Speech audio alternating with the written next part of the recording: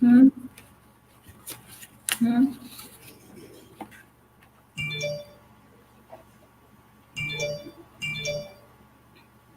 Hmm. Assalamu alaikum and very good evening, everybody. I'm your host, Saima Asgar, Director, ISA Pakistan Chapter.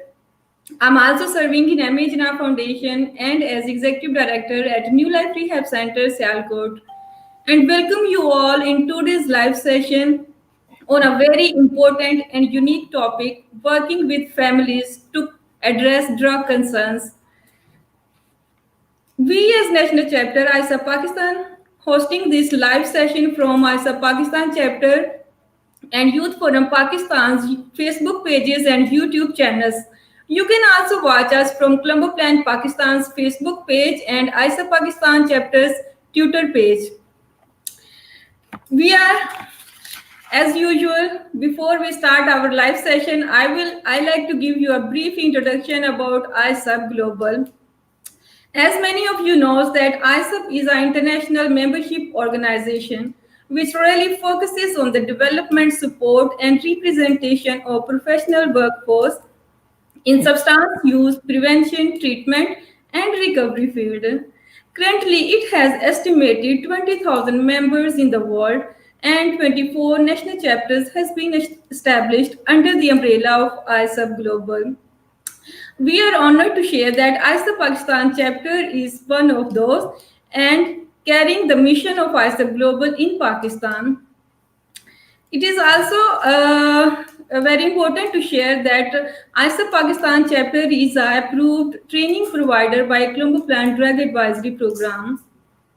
But because of COVID-19, it is very difficult to it is very difficult to continue face-to-face events, training programs, seminars, or workshops. So that's why we as ISA Pakistan chapter take this initiative to conduct live session and inviting our experts who are working in substance use prevention, treatment, and recovery field with a very huge experience. And before waiting anymore, I would like to invite our very energetic, committed, and versatile personality, Miss Cindy Bidding from Malaysia. She is a registered and licensed counselor, and she is also a global drug demand reduction master trainer, and she is also associated with the organization which is working on addiction prevention, treatment, and rehabilitation in Malaysia. She has been conducted several training programs, workshops and trainings on drug use prevention and treatment programs as well. So I would like to welcome formally Miss Cindy Bidding. Welcome you on today's live show. Good evening, Miss Cindy. Good evening. Good evening, Saima, and all our friends in Pakistan and elsewhere. Thank you very much, Ms. Cindy, for joining us and your precious time. And today, our guest speaker will talk about on a very important topic, working with communities to address drug concerns in the community. As prevention is the part of a broad continuum of care for substance use disorder, services for people at all ages of life. This continuum of care is made up of all activities that reduce substance use disorders in a community mobilizing the community and creating awareness that addiction to substances is a disease. It is treatable and that treatment is available are all essential. A cost-effective prevention and treatment approaches plays a major role in creating drug-free communities. So, for more information, I would like to request Ms. Cindy Bidding if you could please share with our viewers that how do we know if there are drug concerns in the communities? Thank you very much for that question. It's a very, very legitimate question. Yes, how do we know that there are drug concerns in our community? Well, when a significant number of problem drug users are concentrated in a particular area, for example, it can be in a specific location, in a housing area, or it could be in a few specific housing area in a district or sub-districts. And coupled with that, the community, we know that the community does not have the resources to deal with the problem. There are, of course, a number of key indicators of drug concern in the community. For example, we can see that there is availability of drugs and a range of drug use, including in some countries alcohol as well. Also, visibility of people using drugs. We can see people hanging around actually doing drugs. And of course, social nuisance, for example, you see a group of people hanging in public places where they shouldn't be. Sometimes when they hang out, they are an obstruction. So then, of course, the community safety is compromised. The community become afraid or scared because they have been cases of snatch thieves, for example, or house breaking. So people feel afraid and fearful. And then, of course, because of the social stigma, the community also feel that their community's image and their pride is at stake. So that's the kind of feeling that the community as a whole would experience. And of course, you find that in where there are drug concerns, important indicator would also be the lack of resources to respond to the problems. So these are some of indicators that would tell us that there is a drug concern in the community. Thank you very much, Ms. Cindy. Well explained.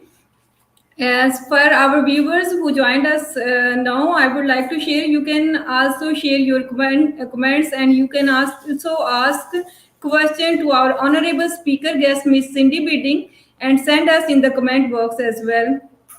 So I would also like to request Miss Cindy Bidding. Can you please share why is it crucial to work with communities to address drug concerns?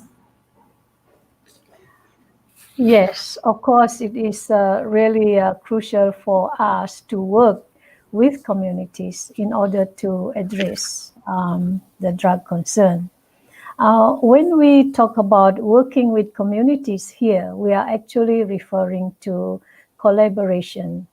We don't work alone as individuals or even as one group.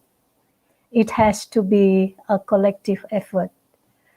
Yeah, so collaboration here would mean gathering of people, whether they are individuals, agencies, organizations, and members of the public, members of the community itself, yeah, to work together to address this drug concern, as well as to find a system, develop or create a system in order to address the problem. So why is it that it is important for us to work with communities, with the group of individual, the members of the community, agencies and organizations within that community? It is because it is only through collaboration that our shared vision can be achieved. And we can also achieve positive outcome for the community as well as building a system to address the issues, as well as opportunities. When I say opportunities here, means the opportunity to work with the community and bring about change in their lives, and that change would impact their lives positively, productively. Also, because collaboration involves sharing of resources and sharing of responsibility. So if we are to work alone or as one group only, our resources would be so limited that it is almost impossible to address this drug concern, which is actually a complex issue. So when we work together as a united front within agencies and organizations and across agencies and organizations, we are able to provide integrated services. So why we are able to provide integrated services? Because we are sharing the resources and we are sharing the responsibility. And the other reason why it is crucial to work with communities is because community itself is knowledgeable about its own values, its own culture, attitude, as well as tradition. If you were to take other people from outside the community, how much would they know of values, attitudes, tradition, and culture of that community? So it would, of course, benefit the community when it is a network of people within the community collaborating to achieve a shared vision. And when people are familiar with the community's values, culture, tradition, and beliefs, this familiarity on this aspect will help to maneuver your way through intervention. In other words, the community tend to have more confidence and more trust in working or cooperating with people that they know they are safe with. Also, when you are from the community itself, working with the community, because you are familiar with those values and attitude and culture, as well as tradition and belief, you know what is appropriate, you know what is inappropriate when you provide intervention, so that there is no conflict between the provider and the person who received the intervention, or the community that received the intervention. So in a way, we can say that when it is a united group of people working together with the community, it provides a safe place for the people in the community. And when we are able to provide a safe place, this encourages more engagement in intervention activities and programs.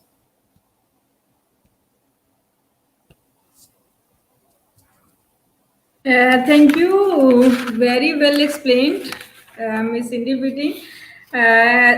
People who are from Pakistan welcome you, Miss Cindy, and they are very happy to see you and live with them. Yeah. And they also were saying wonderful comments for you to say Mhm. welcome and say Yes, hi. I saw And all those just now, yes, the comments. I was looking at the comments as I was talking. thank you. Yes. Now we are taking another question that what would be helpful initiate? What would be helpful to initiate this concept of working with communities?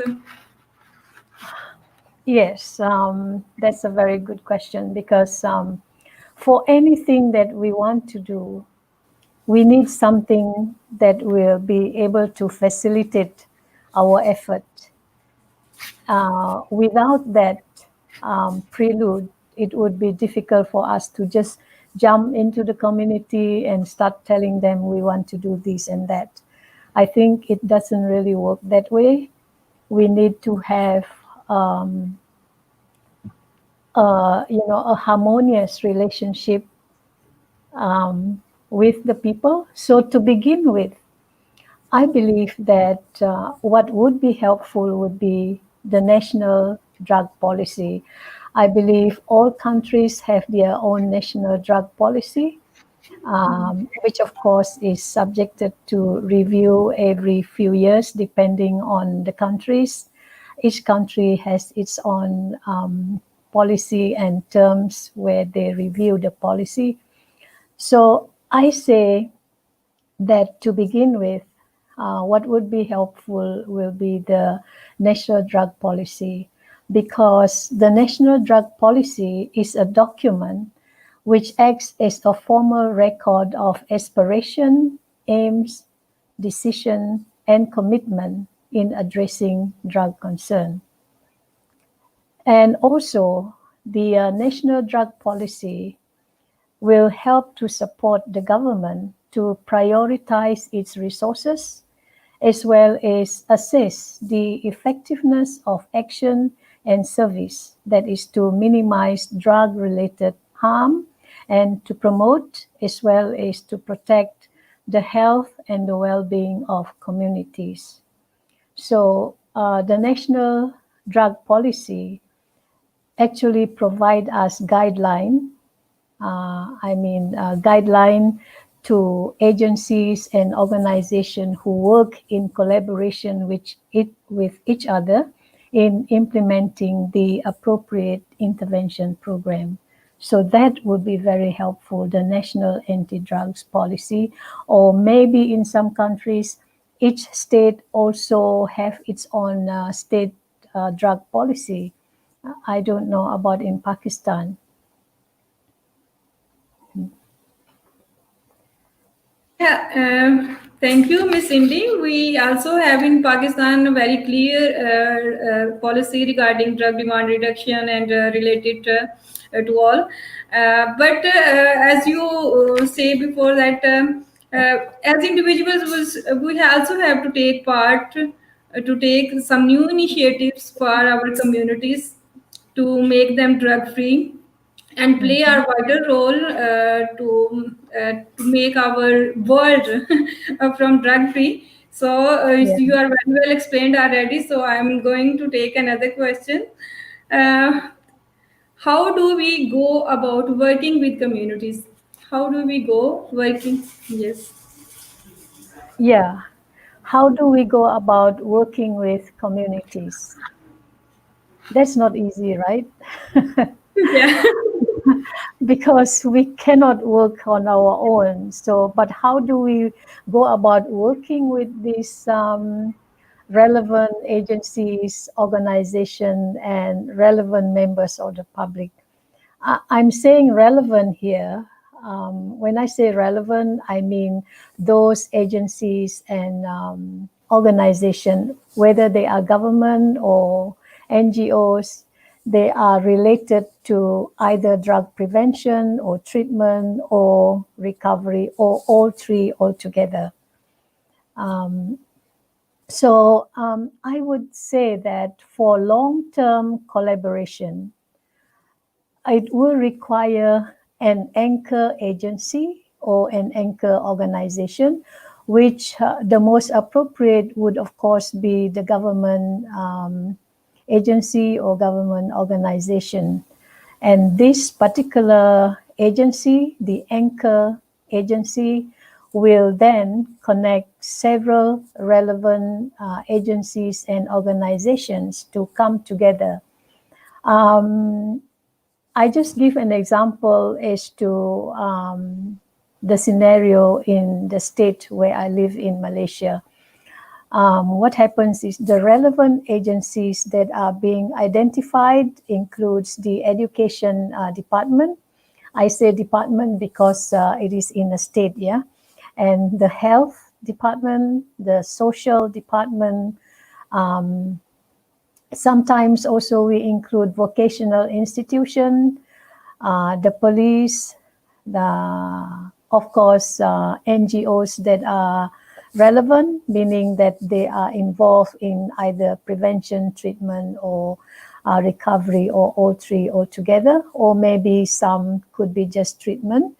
And as well as, of course, the country's national drug agency. And in fact, the anchor organization here could also be the National Narcotic Control or the National Drug Agency, because different countries name it differently.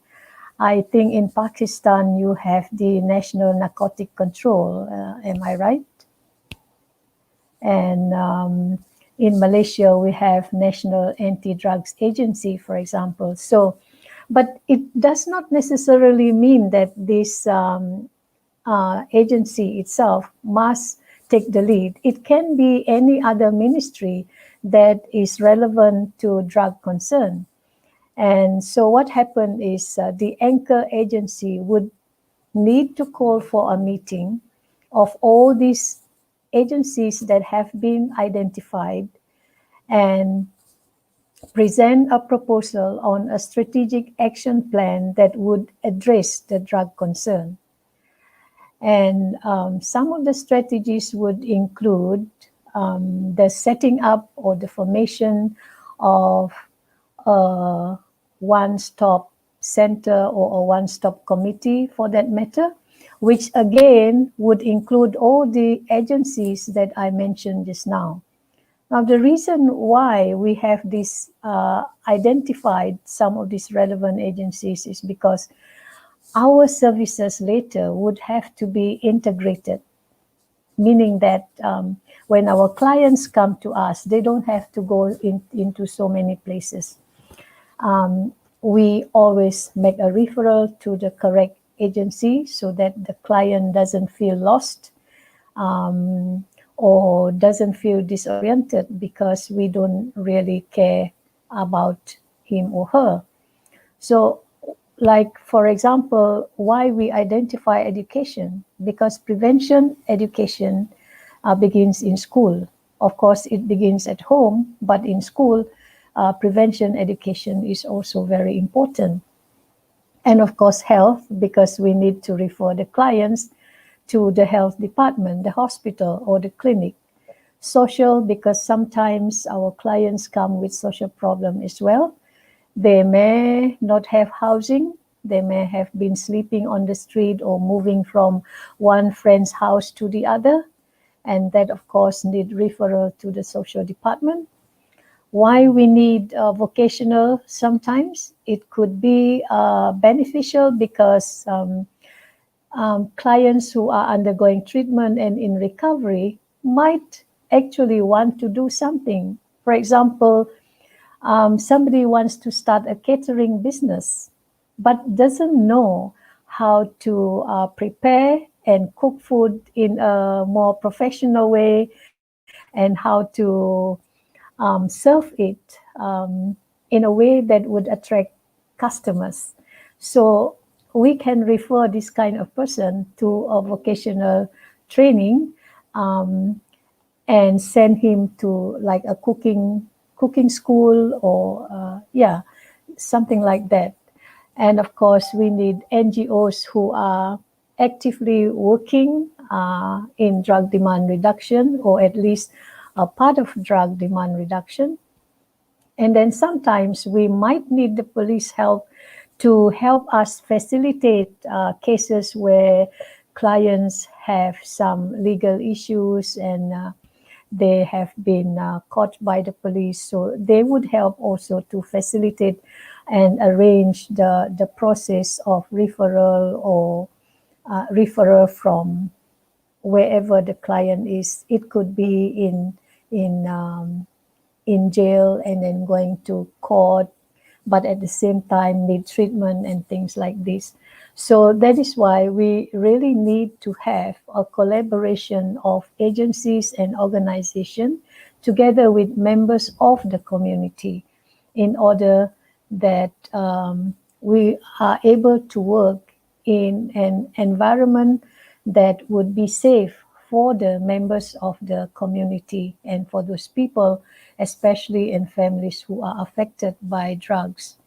And of course, when we talk about the strategies and formation of a committee for a one-stop center, because we will have integrated services, all these services, of course, would include prevention, treatment, and recovery. Okay. Thank you. It was very interesting to hear for me as well as our audience as well. It's actually like we learned about the case manager role in our UTC trainings. So everyone who understand the issue can be a case manager. So the case manager is also like a very versatile Yeah. personality who can refer to the clients according to their needs as well, the person who are suffering with some issue. So that was very interesting to recall and hear you from once again. Thank you very much. Very well explained. Thank you. And now, if you could please share that, what are the interventions that would benefit to the community? Yeah. Yeah, okay. So, what intervention would benefit the community? I would Yes. say that community development is one of the intervention, because community development strategies are aimed at creating a healthier environment in a community. How do we do this community development? For example, developing or building appropriate recreational activities.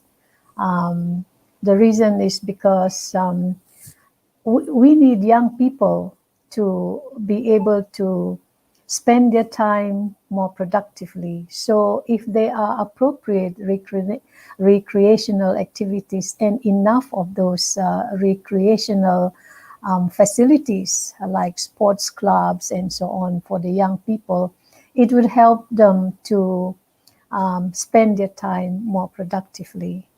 And community development strategies also, example could mean improving community resources that might affect young people.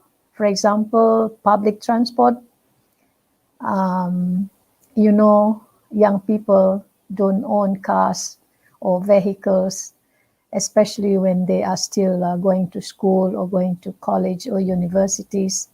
So providing facilities like public transport would really help to make the young people's life much easier, less stressful, and of course, better internet connectivity. Like in my country, for example, those people who live away from the city in the very, very rural areas, they really have very, very poor connectivity. So it actually is very frustrating. So what we want is to provide this kind of facilities that would help make people, particularly the young people, feel that they love to be doing something good like sports, games, or any other activity that would keep them away from the influence of drugs. And of course, prevention education program, which need to start with families as well as in school. We are talking about young people here when we talk about families and school, but we need to also remember that working people also need prevention program and activities, because a drug is not only finding its way to school and to homes and young people, but it is not selective. Working people are also vulnerable, depending on environment and also probably the kind of work that they do, which may be so stressful that they need to cope with the stress by using substance. So workplace is another place that we need to think about. Then, of course, treatment, the advocacy for treatment and creating awareness within the community, especially communities that are away from the city who may not be aware of the availability and access to treatment, and also the importance of getting treatment so that the person can recover. And of course, a recovery support. As much as treatment is important, recovery needs a lot of support in order that the person in recovery can sustain his recovery process. Yeah. Very much. Well explained about the role of community, as well as that even when we are taking initiatives for prevention and treatment, so we don't forget to talk about the recovery, because sometimes communities feeling that someone is taking a treatment, then that would be fine all the time. But the role of community started um, from that side, that when recovery has been started. So it was also very informative, Miss Cindy. Thank you. Miss Susan from Kenya also joined us and sent you wonderful comment for you, Miss Cindy. Yeah, I Thank you. saw the comments, but I could not reply because I was talking. Yes, thank you. Thank you all for joining us. Thank you to all. Yeah. So I'm going to take another question, because we have 1 hour. So I'm trying to take a lot of questions. So I'm also feeling that you are a carrier of knowledge. So like to get more and more knowledge for our audience as well. Thank you. So I'm going to ask that how would working in partnership impact the community? Yeah, whatever we do, we need to think of the impact of what we do on the community. Sorry, I'm looking at the comments now. So It's yeah, all right. It's all right. Yes. um, Yes, yeah, actually. collaboration or partnership among agencies and organization in implementing and delivering integrated services definitely bring about positive shift in the community culture. So let's look at what is this In, positive shift that we expect when we work with communities in collaboration with with several agencies and organizations, as well as individuals and members of the community. I think that one of the first thing is addressing drug concern becomes a shared responsibility. It's not just an individual's responsibility. So when you work in partnership or in collaboration, everybody in that team just now, including members of the community, feels that, oh, this is not a one man's job. This is a shared responsibility. It's a community's responsibility. And also, all the parties involved would then move towards mutually desired goals, and that would not be possible or that would not be attainable in the absence of cooperation. So you see, when you see several agencies and organizations working together with members of the community, you would be able to see the synergy, the power of collaboration, the power of partnership. We are able to move what was difficult if there was no cooperation. So with collaboration, earlier on just now, we said that what were we saying just now? Let me go back to that later. So we said that we are a united front when we are connected as agencies and organizations working together across and within agencies and organization, as well as members of the community. So we are not individual, we are not standalone kind of effort. We are together, a concerted effort, aiming towards one goal, one vision. So it becomes a powerful force when we are working in partnership. Therefore, the impact would be positive. So also one important impact and outcome of working in collaboration with community is the empowerment. When you train them, for example, and you provide them with the technical assistance, they are able to do things on their own. For example, you give them training on the UTC as an education provider so that they are able to provide quality standard of treatment to their clients.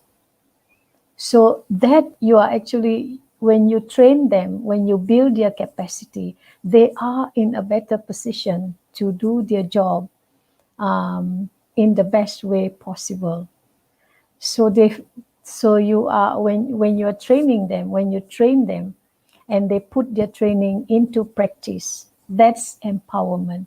You're giving them the power to further expand the training by not only providing the quality standard of services, but by training others, or at least mentor others and show others how to do it the way that is more effective. So empowerment, I would say, and when we empower people, we give them that opportunity to take ownership of the responsibility. So we go back to shared responsibility. So drug concern then become a shared responsibility. They own the problem and they also help to resolve the problem, because the problem comes from the community. Therefore, the community itself actually knows how to resolve it. Only if you give them the guidance, you give them the capacity, you build their capacity. When you train them, you are building their capacity to further expand the knowledge to others and the practice. And then another impact that we can see would be, of course, when people go for treatment and they recover, they experience improved health and well-being, and naturally their families would also feel better. It is also they would also have improved health and well-being rather than being stressed when the person was still undergoing treatment or not yet getting treatment. So generally, working together in partnership would help to improve the quality of lives of the people in the community.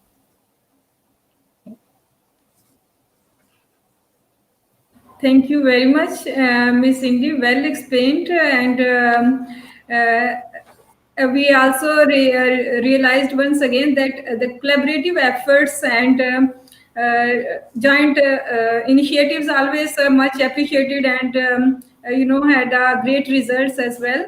So capacity building and knowledge sharing is also a blessing if we have. We today we had our topic. I'm going to recall once again that our topic is working with communities to address drug concerns. So, and our very honorable guest, Miss Cindy Bidding is with us, and you can also send your questions regarding the topic as well. So we talked about today. We talked about the role of communities as well, the role of government, and we also talked about the capacity building and. We also shared a lot of things regarding to address the drug concerns in the community.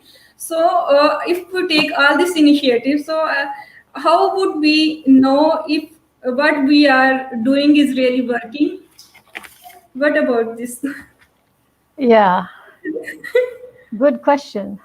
Yeah, Yeah, thank you. sometimes we enjoy doing all these things and we think that everything is perfectly fine. You see people are doing what we ask them to do. But is that enough? People doing what we teach them might not be enough. We need to know, really, we want to see that what we do with them really help to improve their quality of life. So, of course, how do we know what we are doing is working? By doing assessment, evaluation of our own work. How do we do that? Well, we can do case studies, for example. I mean, we can follow some clients or some families that we have been working with and see how far they have progressed. Have we met our objectives? Have they reached what they aspire? And of course, assessment for our of ourselves, assessment of what we do in the form of questionnaire, feedback, and also, like I said, interview sessions. All this would be very useful in order to know if what we are doing is really working. It is important that we need to know, and we have to be really open about the comments that our clients give us, because their comments are so valuable. It's valuable as the work that we do. With their comments and their feedback, it is for us to make improvement or to adjust the way we do things. Maybe if not this way, we could even ask them to suggest what is it that they really need in the community. So even sometimes when we go out to the community, before we begin, we probably need to go out once first and do a need assessment. Just like when we do training, in corporate training, we usually do a training need assessment, or TNA. What is it that the people in this organization need? So what is it that the people in the community need? Sometimes we take for granted and we see things and we say, oh, this is what they need. But sometimes it may not be exactly what that is that they need. So it's always good to find out from them through interviews or even meetings with them, dialogues with them. What is their pressing problem, the most pressing problem, and that they need to address? Okay. Very much, Miss Inding. Very well explained of today's topic, working with communities to address drug concerns. So we also have few questions from our audience. So I am going to take one by one. If you could please share Sure. that. The first question is, I think we also well explained, but he want to know that what is the best way to address the community?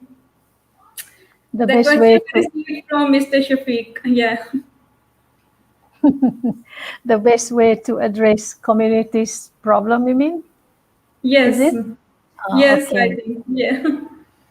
the best way to, first, we need to identify what's the problem. Yeah, we cannot assume that that is their problem, because assumption we could go wrong.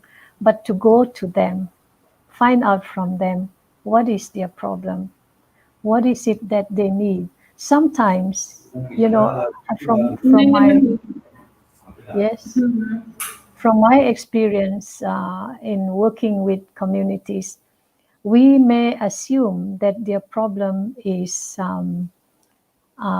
drug and drug addiction, but actually it's not. Their problem could be social in nature, meaning that they are so poor that they really need help to have a better home, because the current home that they live in is really getting very bad and in need of repair, but they don't have the resources to repair it. Okay. So yeah, so go to them, to the community, and talk to them, have a dialogue, have a meeting, identify the problem, then you solve the problem. Thank you very much, Miss Cindy. The other question is, why is it so difficult to work with policies and education department regarding with drug abuse? Always Why is it so questions. difficult? Mhm. All right. Well, I would like to know actually here. Um, is it the police that are being difficult, or the situation is difficult? But what I'm saying, why is it so difficult to work with police and education department? I would guess here this question Shikha ka means, question. I understand the question, but I'm trying to figure out here that there is a lack of cooperation between the intervening party and the police, as well as the education department, meaning schools and colleges. Is that so? So I would, never mind. If you don't answer me, I will answer. I think that the problem here is the lack of awareness of how much damage drug and addiction can do to a person, to family, and to society. I think it's that lack of awareness. That's number one. And then, secondly, it could also be a state of denial from the part of the enforcement, that probably they don't know. I mean, they don't really know exactly what to do. Often we assume these people are not being concerned. The same thing that happens to in my country. Yeah, a lot of people just make a comment and say nobody cares about drug problem. Actually, when we look at it again, it is not because nobody cares, not because people don't want to cooperate, but I think it is also because they have no idea where to begin, how to begin, and they are afraid. Sometimes they are also afraid of drug pushers, maybe, which also happens. That if you take action, you do something, drug pushers can come after you and threaten you, things like that. I'm assuming that would be some of the reason, because those are some of the reason that we face here, is the lack of awareness, and that's why they don't cooperate. So how do we address the lack of awareness? We need to create a forum or an avenue for us to give them that awareness. So create a program or activity collaboratively with government agencies, in order that we can help these people understand how drug and drug addiction can damage our children, our families, and the community as a whole. much. I think Mr. Shahad knows about his question as well. It is very important to go with the government first before going to any institute. So, because if they, because of the lack of awareness, maybe some institutes do not allow them to go inside or to work with them. Mm. So, is it enough to educate the community about substance use to prevent them from substance abuse? Um, when you say, is it enough to what just now to help prevent? Well, how do we help prevent? It's very important that we know how, because creating awareness is not enough. Definitely not. And such thing as anti-drugs campaign is also not enough and probably doesn't even work, because when you use that method, you actually are only encouraging young people in particular to, in fact, to try using Right. drugs. So more effectively would be to find out the risk and protective factors, and then help the children or the young people build or increase their protective factors through um, skills building. I would say training on life skills. Yeah, life skills such as communication, such as assertiveness, and help them build their confidence and self-esteem, so that they are assertive enough and confident enough to be doing something, and to be assertive enough to say no to something that is negative, including drugs. Thank you very much, Miss Cindy. We have another question from Miss Sidra. She's asking that what about the society like ours where addiction is considered a highly stigmatized disease as a strong social taboo? What do you suggest how to address this issue in such a community at over level? Yes, on level. Lower Yes, level, yeah. over level. Okay, Yes. right. Thank you. Very good question, this one. It's not only in Pakistan that drugs or any kind of addiction is a taboo. Many things are a taboo actually, but in particular, drug and drug addiction. So, how do we help reduce? We cannot altogether eliminate the stigma, but we can help to minimize. Again, I would say that as communities and as organizations and agencies or NGOs, we cannot work on our own. It has to be a collaborative effort with government agencies. Now, why do I say that we need the government agency?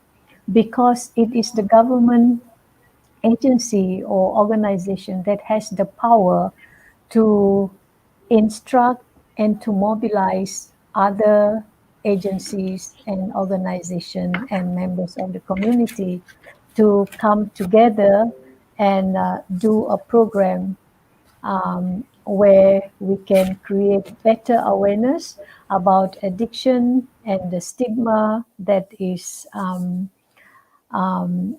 that always comes along with addiction, how we can help to reduce or minimize this stigma.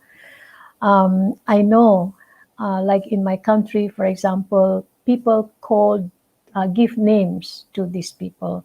They say things like, oh, um, stone eater, something like that, or stone user. Stone means ice, actually refers to ice. That's meth, yeah. So they say stone, ice user. So things like that, it doesn't sound very nice. But that's why I want to go back to capacity building just now. we also need to conduct capacity building, not necessarily training in treatment, but to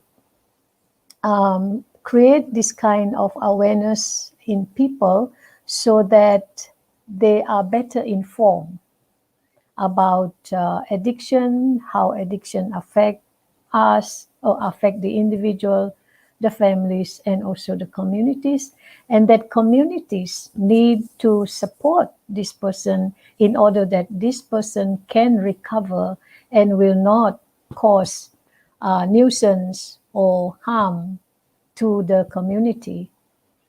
It is very easy actually for communities to call names and to stigmatize, especially when they feel that their pride is affected and that they also undergo stress, because sometimes people cannot even go out of the house without locking and without what they call fencing their putting a grill on their door, because they are afraid that people will rob their house or break into the house.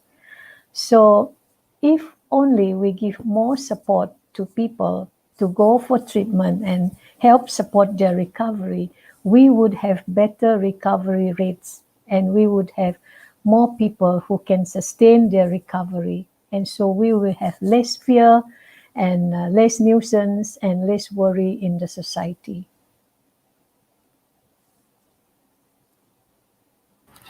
Thank you, Miss Cindy.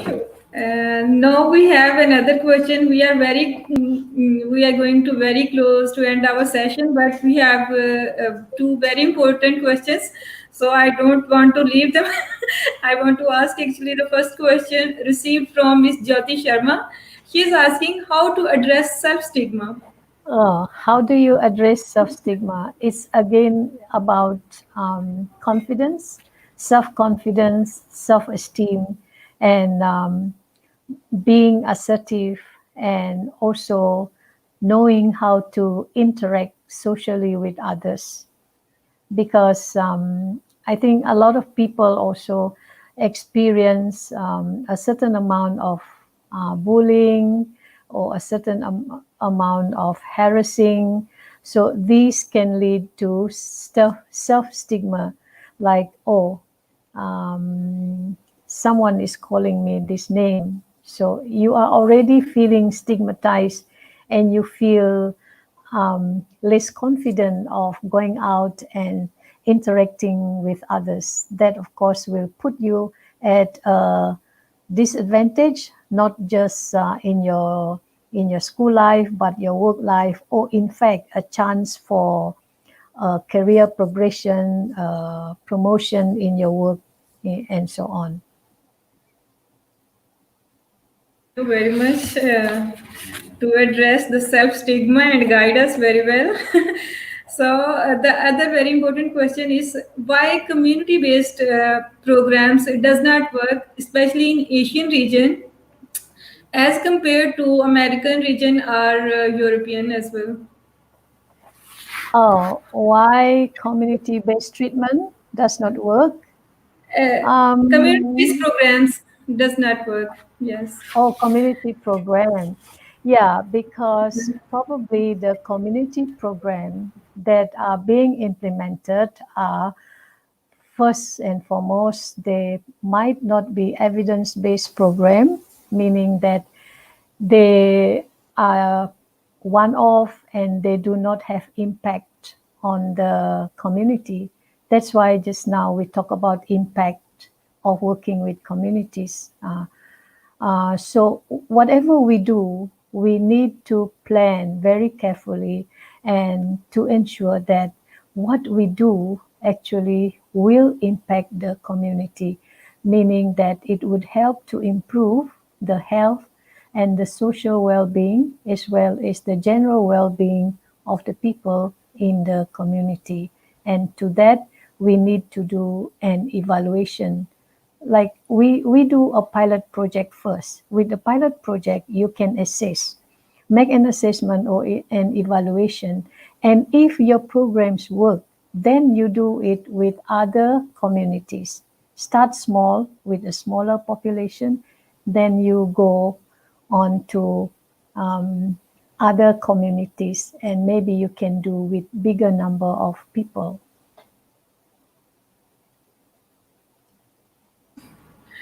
Thank you, Miss Cindy, for very well explained about today's topic. We also received some questions. Because of the timing issue. We cannot take all the questions. We also received questions from other pages that could not show on my screen due to some technical fault. So we can request to all our audience to leave their questions there. And after the session, we request Miss Cindy Bidding to answer your questions on that page as well. So we are very much thankful to Miss Cindy Bidding once again to very well explained about today's topic, working with communities to address drug concerns, and you shared very valuable knowledge with us. And we are once again on behalf of ISA Pakistan chapter, Youth Forum Pakistan, and President ISA Pakistan chapter, Mr. Bashir Ahmad Nas, we are very much thankful for your precious time to join us and share your wonderful knowledge with our audience as well as with us. Thank you. Would you like to Thank share you. something? Yeah, thank you very much for having me tonight, and it's been my pleasure. I know many of you, my friends in Pakistan, as well as in other parts of the world. I think you might be here. So I want to say thank you, and I want to say do your best and always the best for the communities that you live in and you work with. Thank you very much.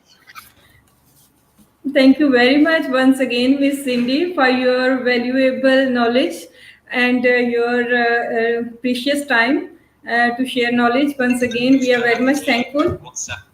And we also request our audience that if you may have any questions regarding the topic, or you want to see the recording, that would be available on the same link as available to join the session. So you can also watch the recording and recall your today's knowledge as well. So we are also very much thankful to all of you to join today's session and very active participation. We have very valuable comments received from all of you and appreciation. And inshallah, we will once again take another topic, very important topic, to join, take another session. So thank you all once again. Pakistan Zindabad and Malaysia Zindabad. Long live Malaysia. Thank you very much, Miss Cindy.